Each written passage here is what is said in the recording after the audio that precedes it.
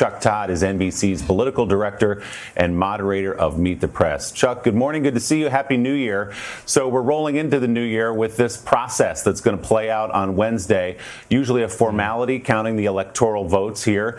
But Ted Cruz and a group of senators are going to stage this objection. So what are they up to exactly beyond pleasing the president of the United States? And what do you see as the cost of all this?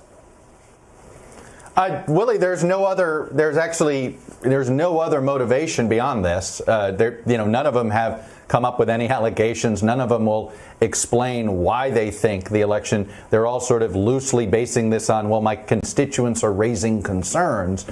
Well, yeah, they're raising concerns because the president of the United States is actively doing this propaganda campaign to try to delegitimize the election, and they're going along with it. So, look, there's no other way to look at it. It's trying to appease him. If you look at this list of a dozen senators, basically half of them want to run for president, and half of them are fearing a primary challenge in 2022. It's pretty transparent what this is all about. Yeah, they want to keep the Trump voters very close. Meanwhile, the president himself and Joe Biden tomorrow will be in the state of Georgia. On Tuesday, we have those two Senate runoff elections. What do you see as the state of play there, Chuck? What's going to happen? You know, Willie, I'm going to do this metaphor for you because you'll humor me with it. This, to me, feels like Clemson, Ohio State, okay? Okay, on paper, I'm with you. This is the Republicans have the home field, and the Republicans should win this. On paper, Clemson had the better team, probably has more NFL players, all of those things. But Dabo Swinney was given a whole bunch of bulletin board material. President Trump is the divider-in-chief here of his own party. On one hand, he's calling these runoffs illegitimate. On the other hand, he says vote in an illegitimate election. The bottom line is this. Democrats have caught every break they needed here.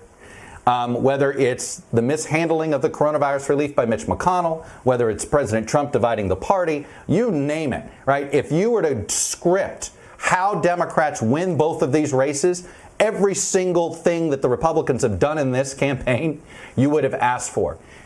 But it's going to be very close. That's the bottom line. It's going to be very close. But, yeah. I was going to say, those of you following along at home, Ohio State won that game in a blowout. So, Chuck, let's say if Democrats do win these two seats, which, as you say, is no easy feat in the state of Georgia, obviously a Republican stronghold for so long. How different is that Congress really? Yes, they have the tiebreaker with Vice President Kamala Harris, but does Joe Biden then actually have a Congress he can work with? Maybe. And I think that it will make the Senate, it will make Joe Biden want to almost engage, I think, the Senate even more. He will see that there will be some functionality. Now, look, it will immediately start a debate about whether the filibuster should go because it's going to be such a narrow Senate majority with Kamala Harris having to cast tie-breaking votes quite a bit under that scenario. And you're not going to get huge, big things. But I'll tell you this, I think if Democrats sweep these races, I think the damage that it does to the Republican Party and the split that it causes inside the party is what is actually going to hand Joe Biden an easier path to governing, believe it or not. All right. Chuck Todd, moderator of Meet the Press, also BCS college football analyst. Chuck, great to see you as always. We will look for much more this morning on Meet the Press when Chuck is joined by Dr. Anthony Fauci.